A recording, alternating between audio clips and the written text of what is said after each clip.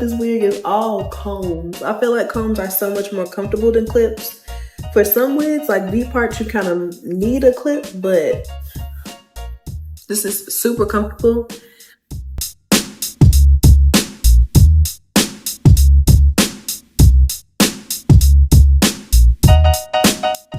Okay, so we have the wig on and she's cute.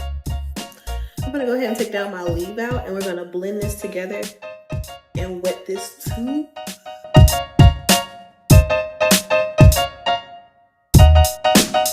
Okay, so now that I have everything pretty much laid how I want it to be, I'm about to go ahead and lay down my baby hairs just a little bit.